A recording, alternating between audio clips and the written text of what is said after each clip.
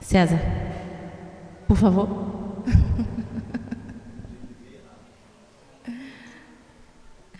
Todo mundo com a revista aí, né? A Caminho da Cruz. Vamos para a nossa lição 2.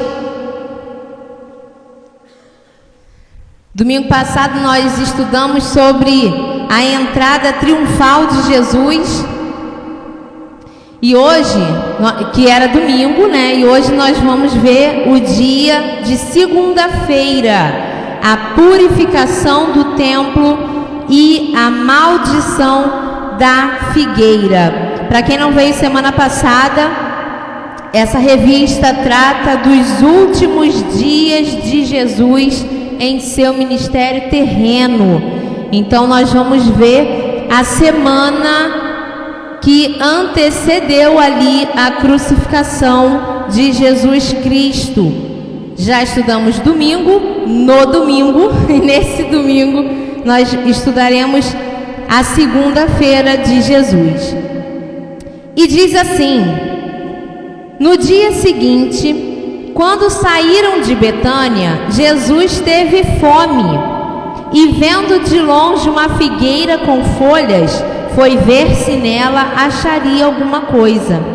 Aproximando-se dela, nada achou, a não ser folhas, porque não era tempo de figos.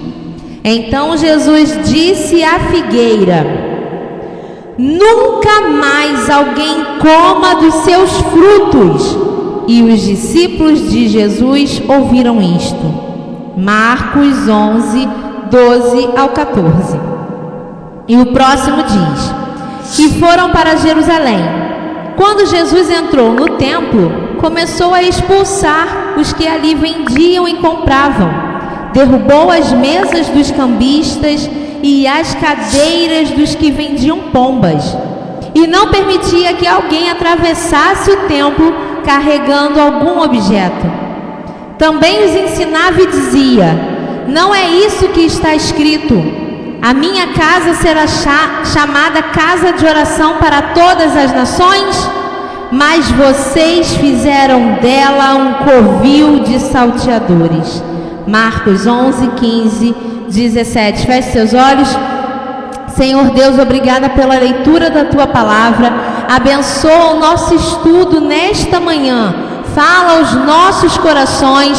Ensina-nos, ó Deus, a Tua palavra, que possamos compreender e não somente estudar, mas viver a verdade da Tua palavra. Em nome de Jesus te pedimos e já te agradecemos. Amém.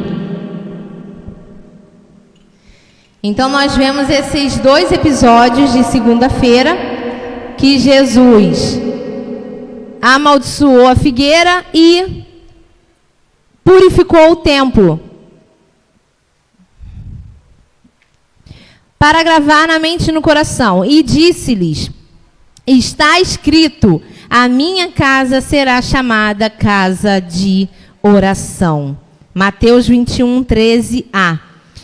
Na nossa introdução diz que nós vamos abordar os acontecimentos de segunda-feira, né, depois da entrada triunfal de Jesus em Jerusalém.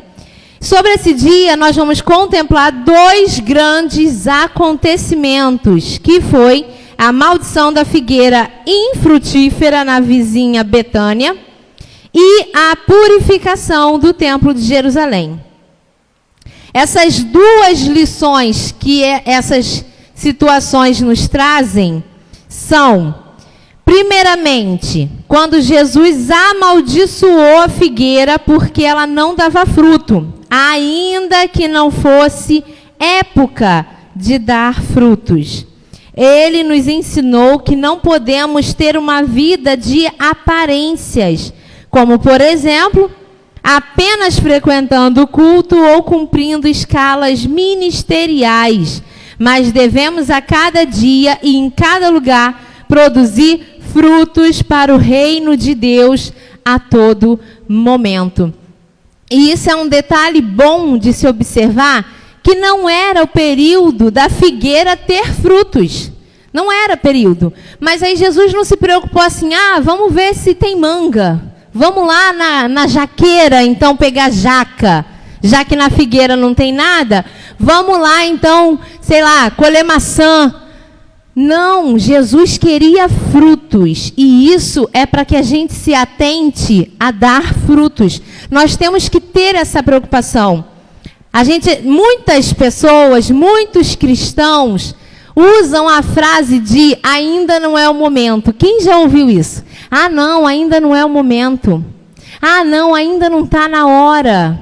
Não, ainda não. Aí fica protelando os frutos. E o que Jesus nos mostra nesse evento é que, independente do tempo, se está no tempo ou não, se é chegado o momento ou não, se você acha que Deus te chamou ou não, está em dúvida, você tem que dar frutos.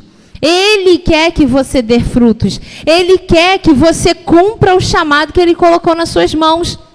E esse evento nos mostra isso. A gente precisa dar frutos todo o tempo. Aqui, a árvore tem um período de fruto e Jesus queria fruto. E pelo fato dela não dar fruto ali, porque Ele queria os frutos, Ele a amaldiçoou. E nós temos que ter esse cuidado, porque Ele quer ver os frutos das nossas mãos. E se a gente ficar enrolando, ah não, Jesus, deixa para mês que vem.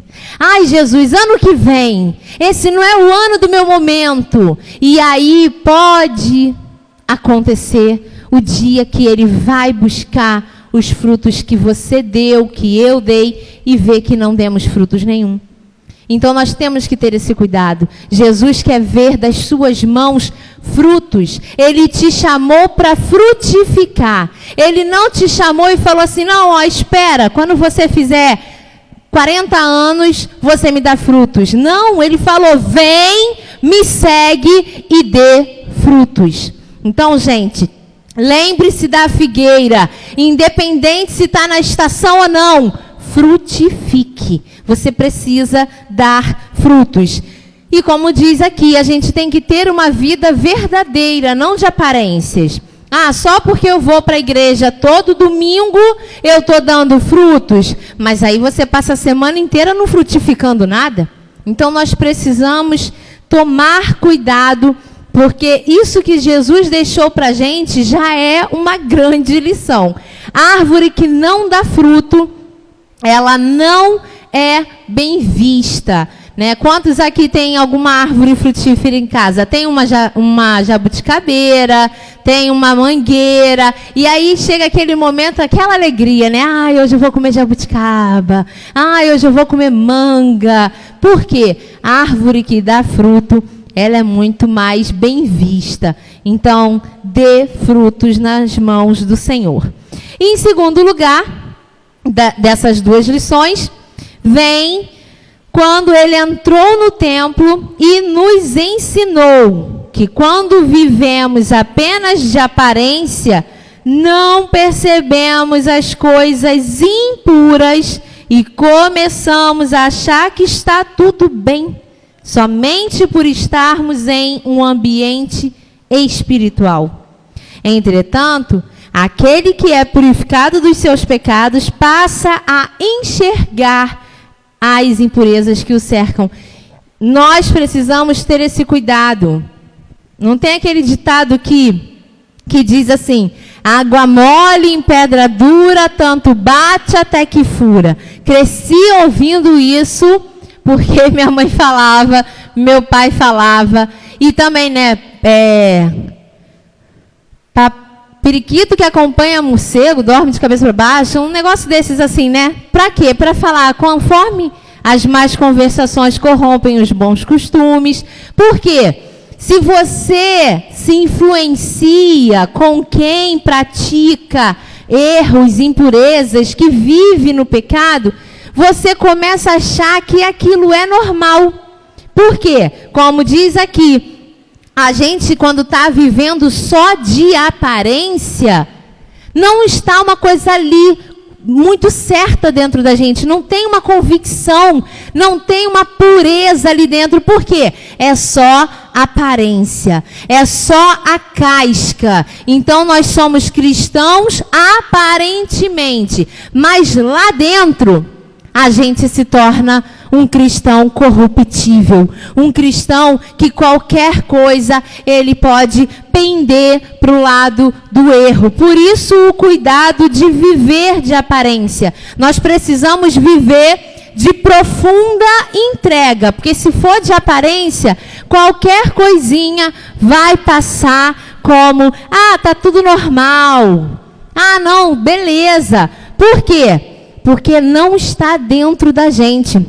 E aqui fala isso, somente por estarmos em um ambiente espiritual a gente acha que está tudo bem.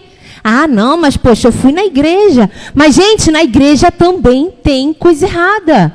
Tem sim, porque nós sabemos que nem todos que estão na igreja serão levados para o céu. A gente sabe disso. E a gente tem que ter essa certeza de vida com Deus. Por quê? Porque quando aquele que se diz cristão tentar te tirar dos caminhos, você está firme, sabendo qual é a verdade, aonde você tem que estar. E aí você não se corrompe, e aí você não se contamina. Por quê? Porque a certeza de Cristo está em você, não é só aparência. Você não está de fingimento. Você não está apenas cumprindo uma escala. Hoje eu estou na escala, tenho que ir para a igreja. Ou então fala assim, que bom, não estou na escala, não vou para a igreja. Por quê? Parece que é um fardo. Quando a gente está vivendo de aparência, a gente acaba não percebendo coisas impuras dentro da igreja, coisas impuras dentro do trabalho, coisas impuras aonde a gente estiver. Por quê? Os nossos olhos não se abriram de verdade. Então nós temos que ter esse cuidado, esse ensinamento da purificação do templo é para mostrar isso. Nós temos que ser um templo purificado. Nós temos que ter uma vida de entrega. Porque viver de aparência não vai trazer salvação para a gente. E a gente não vai ter essa sensibilidade de perceber a impureza. Essa sensibilidade de falar assim, não, peraí, isso está errado. Não é isso que Deus quer para mim. E aí você se afasta. Quando a gente não tem essa sensibilidade, muito pelo contrário, a gente fica confuso porque assim, eu acho que Deus não liga não, é só hoje. Não, acho que Deus não se importa, é só dessa vez. E quando vê, acabou. Até a vida de aparência vai por água abaixo. Continuando. Será que estamos aptos a perceber a impureza ao nosso redor e confrontar o mal? Jesus assim o fez e nos deixou o exemplo de agirmos com seriedade e zelo quanto à nossa vida espiritual. Precisamos perceber ao nosso redor para poder combater o mal. Então, essas já são as duas lições que a segunda-feira de Jesus ali trouxe para nós nesta manhã. Você precisa dar frutos e você precisa se purificar e estar ali com uma vida de entrega para perceber à sua volta as impurezas que querem te afastar dos caminhos. Segundo tópico, a devoção pública a Deus é fruto de um relacionamento íntimo com Ele. Devoção é aquele apego, né? Aquele apego sincero, aquela entrega, aquele fervor, né? Que a gente vai falar agora. Essa devoção pública a Deus, ela só acontece quando a gente tem um relacionamento íntimo com Ele. E aí diz assim: nos acontecimentos da segunda-feira, aprendemos que devemos praticar a piedade, compaixão, misericórdia, dó, né, o sofrimento alheio. Isso é piedade. Nós aprendemos a que temos que praticar a piedade. Só que isso vai muito além de fazer caridade ou ter compaixão dos que sofrem. Se inicia em nosso interior, buscando um relacionamento mais íntimo com Deus, fazendo-o de todo coração. Jeremias 29:13. Então a gente vê que a gente tem que praticar a piedade, porém isso tem que começar no nosso interior. Não é só fazer boas ações, não é só ir lá num abrigo e acolher uma criança, né, e apadrinhar, ou então, viu que tem uma pessoa ali sofrendo, vai lá e faz. Mas nós precisamos entender que tem que haver um relacionamento íntimo com Deus.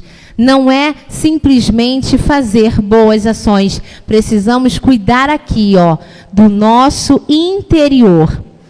A piedade pode ser dividida em duas vertentes, sendo uma vertical e a outra horizontal.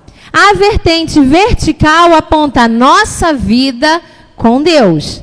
E a horizontal, o nosso serviço na Igreja de Cristo e ao nosso próximo. Por isso que você consegue ver, né? Vertical é você e Deus, horizontal, você com seus irmãos, com seus próximos. Sendo assim, nós podemos vislumbrar, né? Podemos ver, podemos nos atentar à piedade de Jesus sendo praticada na segunda-feira da semana da sua morte. Quando ele entrou no templo, teve por atitude consequente a sua indignação quanto ao que ele vislumbrou, o derrubar das mesas dos cambistas e dos vendedores. E ele começou a purificar o templo, demonstrando que o mais importante na vida do cristão é viver a vontade de Deus e trabalhar na casa do Senhor da forma correta, digna e honesta. Então ele nos mostra que o mais importante é isso, é viver a vontade de Deus e trabalhar na casa do Senhor de forma correta, digna e honesta. Nós cristãos precisamos ser assim, dignos, honestos, não com um caráter tendencioso ao mal, porque a nossa carne já vai para o mal mesmo. A nossa carne, ela já quer pecar, ela já quer errar. O prazer da nossa carne está no erro. E a nossa força tem que ser em tornar isso menos forte, porque o nosso corpo quer errar, mas o nosso espírito precisa estar forte para combater o mal. Então, nós cristãos aprendemos dessa forma. Jesus, quando viu aquilo, ele derrubou as mesas, expulsou todo mundo, chamou eles de salteadores, falou que eles tornaram aquilo num covil de salteadores, porém, depois, ele mostrou a piedade. E a gente já vê até a piedade de Jesus nesse ato, porque quando ele purificou tudo ali, já foi em piedade a nós, para nos mostrar que isso é errado. A piedade ali, a compaixão que ele teve, já foi de não permitir que a gente estivesse no erro. De que a gente ficasse ali enganado, vendendo coisas ou enfim, vivendo o que ele não queria que vivesse. Porque na realidade o que estava acontecendo ali, as pessoas estavam fazendo o que ele não mandou fazer. Ninguém estava adorando, ninguém estava orando, ninguém estava ali preocupado com a palavra de Deus. Não, eles tornaram aquilo num ambiente, numa loja, num mercado. Eles trocaram a casa de oração para um comércio. Então, a irritação toda foi essa, e Jesus precisava mostrar para a gente que não é isso que ele quer. Ele quer uma vida íntegra com ele. Ele quer cristãos que verdadeiramente honrem a palavra dele, honrem a presença dele, tanto na casa dele quanto na nossa vida, porque você é templo do Senhor. Ele habita em você, amém? Então todas as suas atitudes é para honrar o Deus que está dentro de você, o Deus que te escolheu. E isso é muito mais importante, viver a vontade dele e praticar, servir a casa do Senhor com honra, dignidade e de forma correta. Adorar no templo, mais do que buscar ser vislumbrado externamente, deve apontar ao nosso relacionamento interno com Deus. Tudo que nós fazemos tem que apontar seu relacionamento com Deus. Tudo que você faz, cada passo que você dá, precisa mostrar que você tem relacionamento com Deus. Por isso, ali naquela segunda-feira, Jesus disse: está escrito, a minha casa será chamada casa de oração. Nós precisamos fazer com que isso aconteça. A casa do Senhor precisa ser casa de oração, aonde existem pessoas que pensam diferente, sim, mas que têm o mesmo propósito, adorar o Senhor. Nós somos diferentes, nós temos estilo diferente, nós temos gosto diferente. O que você gosta, talvez eu não gosto. O que eu gosto, talvez você não gosta. Às vezes a gente gosta da mesma coisa ou não gosta da mesma coisa, mas nós todos aqui amamos o mesmo Deus e queremos servir o mesmo Deus. Pronto, acabou. Esse é o intuito da igreja, servir a Deus com todas as nossas diferenças, com todas as nossas limitações, mas juntando o quebra-cabeça. Pega aquela dificuldade de um, vê se o outro consegue, faz. Mas por quê? Porque o outro é pior? Não, porque Deus deu dom diferente para cada um. Eu, às vezes, sei fazer uma coisa que você não sabe, e vice-versa. Você, às vezes, é muito bom numa coisa que eu não sei. E tá tudo bem, porque Deus vai me usar aonde Ele quer, vai te usar aonde Ele quer. Isso é igreja.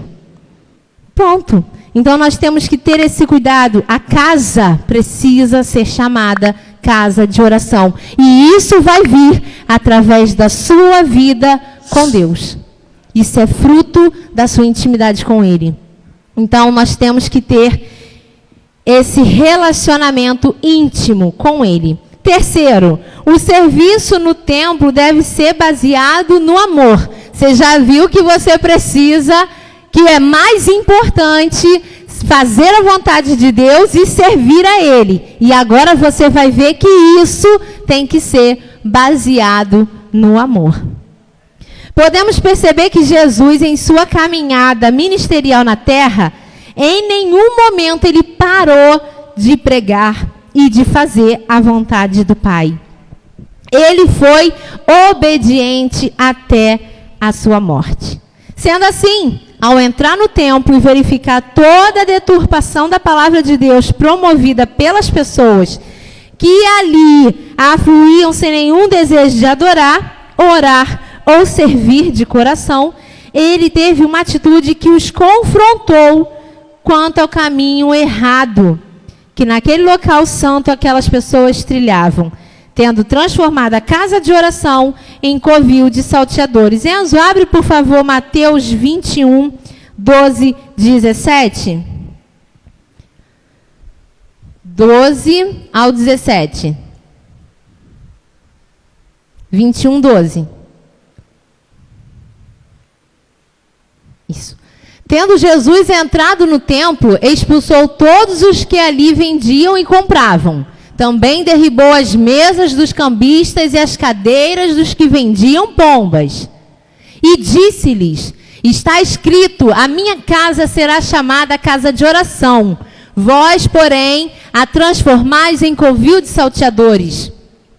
Vieram a ele no templo cegos e coxos, e ele os curou. Mas, vendo os principais sacerdotes e os escribas as maravilhas que Jesus fazia, e os meninos clamando: Hosana ao filho de Davi, indignaram-se e perguntaram-lhe: ouves o que estes estão dizendo? Respondeu-lhe Jesus: sim, nunca lestes? Da boca dos pequeninos e crianças de peito tiraste o perfeito louvor? E deixando-os, saiu da cidade para Betânia, onde pernoitou. Então aqui nós vemos que Jesus foi lá e limpou o templo, purificou o templo e curou, né? Ele mostrou ali a piedade dele, o amor dele. As pessoas estavam fazendo o que ele queria? Não. Mas isso anulou o amor de Jesus pelas pessoas? Não. E isso é para te dizer nessa manhã que nada acaba, destrói ou mata o amor que ele tem por você. Você é mais que especial para ele. Então, a gente erra, a gente vacila, a gente tropeça, a gente levanta, a gente cai de novo. Aí a gente levanta, pede socorro, fala: Jesus, eu não estou aguentando. Jesus, não estou suportando. E mesmo com as nossas falhas, limitações e os nossos vacilos, nada anula o amor que ele sente por você. E isso é para mostrar que eles estavam fazendo errado, que eles ali desapontaram Jesus, que Jesus precisou purificar o templo, mas demonstrou amor, curou aquelas pessoas, mostrou que ele ama acima de tudo, que ele está aqui para te dizer que te ama acima de tudo, que do jeito que você é, ele está aqui para te aceitar e para te fazer cada vez mais ser melhor, e somente ele vai conseguir fazer isso. Então o serviço no templo do Senhor é baseado no amor. Devemos compreender que essa atitude de Jesus, que ele nos demonstrou, e que precisamos agir conforme a vontade e os ensinamentos de Deus, não de acordo com a nossa vontade ou nossas prioridades, uma vez que fazer com seriedade a obra de Deus vai além de trabalharmos na casa do Senhor, apontando a necessidade de agirmos com amor, conforme Jesus nos ensinou, amando a Deus sobre todas as coisas e o próximo como a nós mesmos. Mateus 22, 36 ao 39. Então, nós vemos que servir a Deus vai muito além da gente estar aqui estudando a palavra de Deus, vai muito além. É um amor que nós precisamos entender. Nós temos que amar a Deus sobre todas as coisas e ao próximo como a nós mesmos. Por quê? Porque quando a gente ama, a gente não quer o mal. Porque quando a gente ama, a gente ajuda. Quando a gente ama, a gente torce a favor.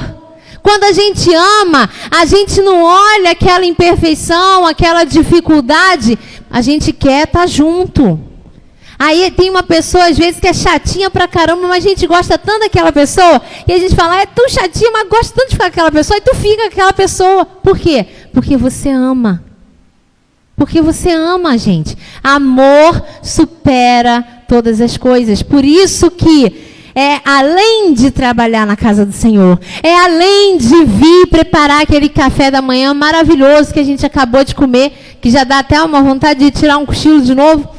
É muito além disso, é demonstrar amor como ele nos ensinou. É saber que aquela pessoa ali precisa de ajuda, que Jesus precisa transformar aquela pessoa, que Jesus precisa mudar ainda aquela pessoa, mas você está ali para amar aquela pessoa, porque você é filho do amor. Eu sou filha do amor. O amor nos amou. Então nós precisamos amar. Sendo assim, devemos buscar constantemente ensinar ao próximo como é fazer a obra de Deus. Não é massagear o nosso ego, e sim perseverar fazendo a sua vontade. Mesmo que em alguns momentos esta conflite com o nosso pensamento, porque devemos perseverar nas obras do Senhor, não olhando para trás. Ou seja, precisamos carregar a nossa cruz e renunciar às nossas vidas. Lá em Lucas 9:62 vai falar sobre aquele rapaz que pediu para ir se despedir, né? Um pediu para enterrar lá o pai. Aí Jesus falou, deixa os mortos enterrar seus mortos. E aqui, Lucas 9:62, o outro fala, não, eu vou te seguir, mas deixa despedidos de casa. E aí ele falou, e ele nunca mais foi visto. Então, nós temos que pensar nisso. Quando a gente vai seguir Jesus, a gente tem que seguir Jesus. Ah, vai abandonar a família? Não, gente, não é bem assim. Não é bem assim. Tudo tem um porquê. Jesus está aqui para explicar tudo para você, para te ensinar tudo. Agora, aquelas coisas que vão te afastar de Jesus, te impedir de estar com eles, é essa que você tem que abrir mão. E se isso é alguém, algum parente que está te tirando dos caminhos do Senhor, se afasta. Por quê? Ele não vai te levar para o céu, mas Jesus vai. E a gente sabe que só Ele é o caminho. Ninguém vai ao Pai se não for por Ele. Então, se a gente estiver com coisas, pessoas, situações impedindo a nossa caminhada com Cristo, precisamos abrir mão. Abrir mão é difícil, gente. É difícil, dói. Mas a nossa salvação perdida vai doer muito mais. Muito mais. E às vezes, a gente não está, como aqui, ó, mostrar constantemente ao próximo como é fazer a obra de Deus. Às vezes, a gente se deixando influenciar por um parente que nos afasta de Deus, não vai fazer com que aquela pessoa aceite a Cristo. Porque a gente está se tornando como Ele. Não digo amaldiçoar ou virar as costas, não, mas você precisa ter cautela, porque primeiro vem a sua salvação. Primeiro a gente tem que purificar o templo. A gente precisa servir a Cristo com seriedade, para que Ele não chegue em nós e fale que nós tornamos o nosso templo ali, o templo do Senhor, em covil de salteadores. Então esse rapaz, ele falou, deixa-me despedidos de casa primeiro. Mas ele não voltou para seguir Jesus, ele não teve tempo de seguir Jesus, porque de repente, agora a palavra da Adriana, não está na Bíblia não, hein? De repente ele foi lá se despedir, aí a mãe começou a chorar, meu filho, não vai, não me deixa. Ou então o pai falou assim, puxa, mas vamos lá jogar o futebol. Depois você vai. Sempre tem um negocinho que a gente se distrai. Quando piscou, já era. Então nós temos que ter cuidado. Jesus foi bem claro em falar que nós temos que carregar a nossa cruz e renunciar às nossas vidas. Gente, não tem outra coisa melhor do que seguir a Cristo. E tudo que está aqui vai passar. Vai chegar um momento que isso aqui vai chegar ao fim. E só vai valer aquilo de bom que a gente fez para Cristo.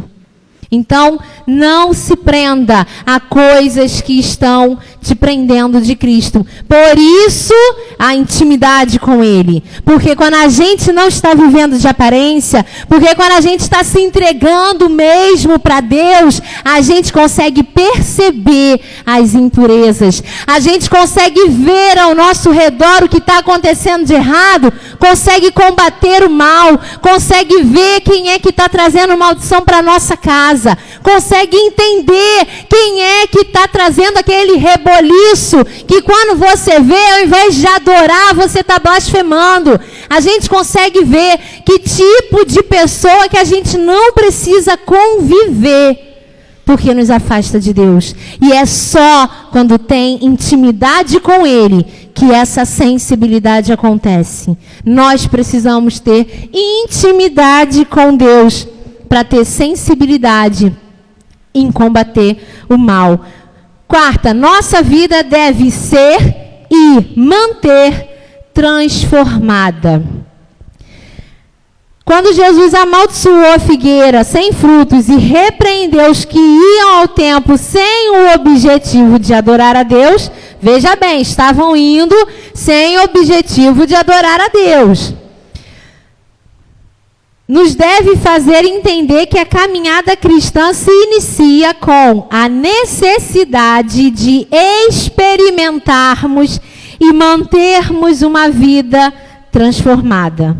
Vou botar as mulheres para dançar a peça aí da transformada aí. Quero ser uma mulher transformada, enfim.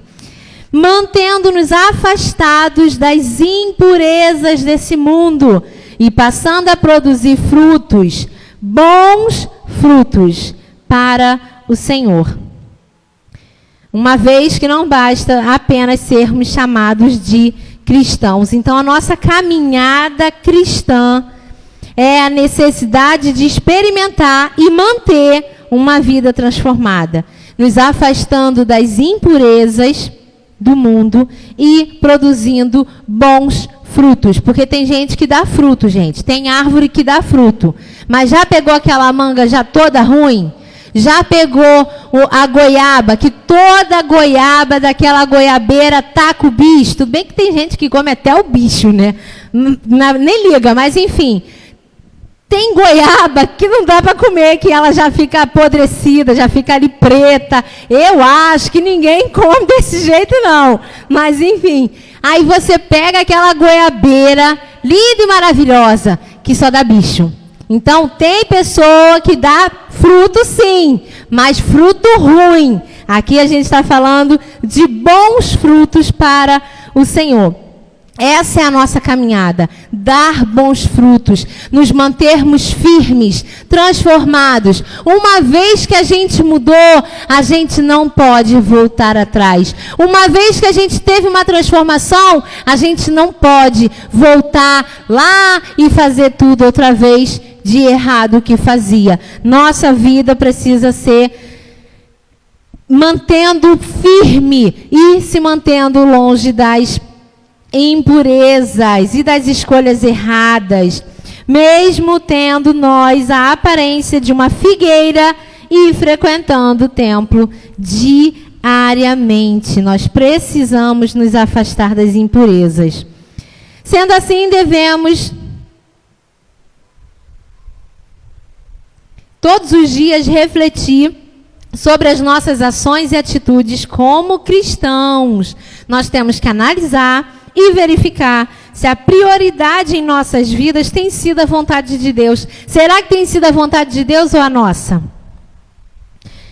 Hábitos e vícios que acabam nos afastando dos seus caminhos. Foi como eu falei, existem coisas que nos afastam do Senhor, como aqui, hábitos, vícios, pessoas, familiares, eventos, aniversários. Tem coisa que nos afasta dos caminhos do Senhor. Então, precisamos ter cuidado. Uma vez afastado, é mais difícil de retornar. Quando a gente nunca conheceu, aí a gente tem um encontro, né? A gente está, digamos assim, vazio. Aí a gente é preenchido pelo Senhor. Mas depois que a gente se afasta, para voltar, para retornar, para se manter, ou para tirar toda a cicatriz que faz, quando sai do caminho, se torna mais difícil. Então, a gente tem que ter cuidado e nos afastar daquilo que nos afasta de Deus. Precisamos produzir frutos sempre e adorar ao Senhor de coração, olhando sempre para o autor e consumador da nossa fé. Hebreus 12, 1 ao 2. 5. Aquela segunda-feira nos faz lembrar que devemos buscar a Deus todos os dias. Jesus se deslocou de Betânia para Jerusalém, onde foi adorar no templo, apesar de não ser o Shabat dos judeus. A adoração ao Senhor não está restrita ao templo. Todo mundo sabe, né? Amém, né? Já estudamos isso. Não é só na igreja que a gente adora ao Senhor. Não é. Tudo bem, é um ponto de encontro com Ele. É um momento que a gente para tudo, larga tudo, vem, adora, mas não quer dizer que você não possa orar na sua casa, louvar na sua casa, reunir sua família e cantar louvores, ir ali pegar o seu vizinho e fazer um culto ali com o seu vizinho para ver se ele se converte. Não quer dizer, Deus, Ele habita em você, tá? Ele mora com você, não mora? Amém? Amém, né, gente? Aqui é o seu ponto de encontro. Você vem aqui dedicar toda a sua adoração e louvor a Ele. Mas não está restrita somente aqui. Jesus fez questão de ir ao mesmo, que é o templo. E nem aos dias de culto. Também não está restrito ao dia de culto. Tanto que Jesus ali se dirigiu numa segunda-feira. Então, já vem amanhã que... Não, mentira, brincadeira, gente. Eu estou brincando, tá? Mas se tivesse um evento aqui, né, a gente viesse cultuar ao Senhor, Ele estaria também. Ele não ia falar, não, amanhã não é dia de culto, não vou não. Não, Jesus não é assim, tá, gente? Então, Ele não se prende ao templo e Ele não se prende ao dia de culto para receber a sua adoração. Com isso, aprendemos que devemos buscar diariamente a Deus, não só num dia específico. Não podemos deixar de congregar. Lá em Hebreus 10, 25a diz, não deixemos de nos congregar, como é costume de alguns. Então, precisamos congregar. Nós precisamos estar aqui juntos, porque o corpo precisa estar junto. Nós somos o corpo de Cristo. Quero ninguém faltando ao culto aqui, falando, a Adriana disse que não precisa ir para a igreja, que eu posso adorar em casa. Pelo amor de Deus, não é isso não, gente. É para congregar, mas Jesus não se limita somente aqui, tá? Ele atua na sua casa, Ele atua em você, você é templo dEle, Ele mora contigo. Mas vem para a igreja, hein? Vamos congregar, irmãos. E traz mais gente também para a gente fazer um corpo bem grande. Onde somos instruídos e admoestados na congregação. Mas a busca por Deus deve ser diária, na oração, na meditação da sua palavra, na prática da mesma, no nosso dia a dia. Isso nos leva ao quê? Crescimento espiritual. O salmista, no primeiro capítulo daquele inário, nos demonstra que feliz é aquele que busca o seu prazer na lei do Senhor, meditando nela dia e noite. Assim, diariamente, sempre que pudermos, devemos buscar mais as coisas de Deus. E aí eu até grifei aqui, porque isso é muito importante, ó. Que não entremos no modo avião, vivendo dia a dia em uma rotina sem busca constante de Deus, sem leitura bíblica e sem oração. Não podemos entrar no modo avião, gente, de deixar o piloto automático comandar a nossa vida. A gente precisa de um alimento diário. A gente precisa entender que vale a pena. A gente precisa entender que é possível, que Jesus está aqui para fazer o melhor na sua vida, na sua família. Que esse problema que você tem enfrentado, você vai vencer aos pés do Senhor. E isso é na busca diária. É essa constante vontade de querer Deus na sua vida. Não deixe o modo avião entrar. Aquele, tá bom, não é domingo, vou lá para a igreja, orar um pouquinho. Aí passa a semana inteira e você fica naquele, porque hoje eu vou lavar. Gente, modo avião é na casa, né? Agora, desabafo de dona de casa. É porque é assim, né? Eu vou acordar, botar as crianças para a escola, aí volta, e toma um café, lava a louça, faz almoço, busca as crianças na escola, dá o almoço. Aí, né, primeiro round, segundo round, chama a polícia, as crianças destrói tudo, quebra tudo, vira a mesa. Enfim, não deixa a sua vida com Deus cair na rotina. Não deixa esse desejo de ser instrumento, porque você é muito bom no que você faz, amém? Então, quando você faz para o Senhor, você é muito melhor. Então, não deixa a sua vida cair na rotina. Não deixa o modo avião ativar e você deixa a semana passada, domingo eu vou. Não! Busca o Senhor, Bota ele lá do ladinho, morando contigo. Conclusão. Aprendemos ao fim dessa lição que devemos ter seriedade nas coisas espirituais, tendo amor a Deus e ao próximo como a nós mesmos. Olha para quem está do seu lado e fala assim, ó, eu amo você, hein? Fala aí, ó, eu amo você, hein? E se não ama, fala assim, vou passar a te amar.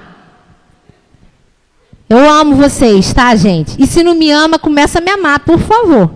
Por favor. Eu prometo que eu não sou tão chata assim. Gente, amando. Esse é o meu fã número 1, gente.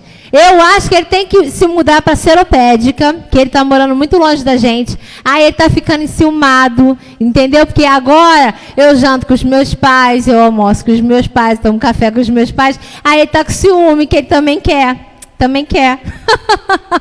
É meu fã, gente. Aí, Adriano, também te amo, tá? Gente, é meu irmão, para quem está assistindo aí. O meu fã é meu irmão, hein?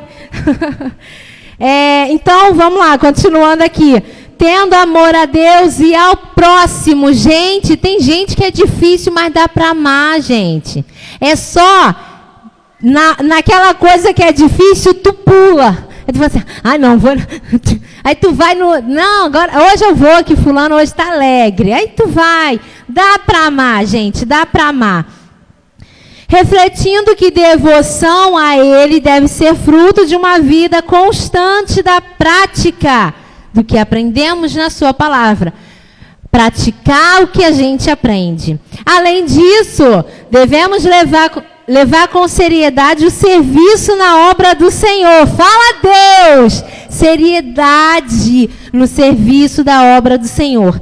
Não só cumprir escala dominical ou de cultos da semana. Nós, como cristãos que frutificam o tempo todo, precisamos frutificar o tempo todo, não apenas quando escalados na época dos figos. E aí agora eu vou abrir um exemplo. Jesus queria, isso aqui, ó. Nós, como cristãos, frutificando em todo o tempo, não apenas quando escalados, ou seja, na época dos figos. Por quê?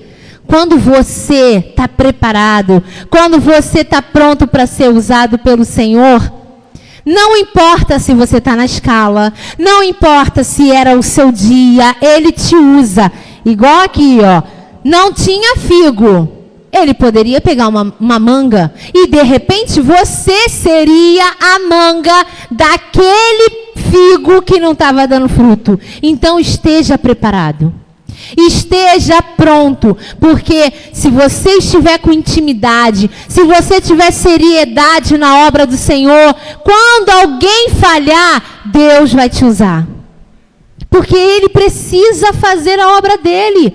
E Ele vai usar quem estiver disposto. Ele vai usar quem se colocou para ser usado. Então, seja um cristão frutífero. Na hora que alguém não frutificar, Ele vai pegar você e vai te usar. Não porque, eu sou quebra-galho.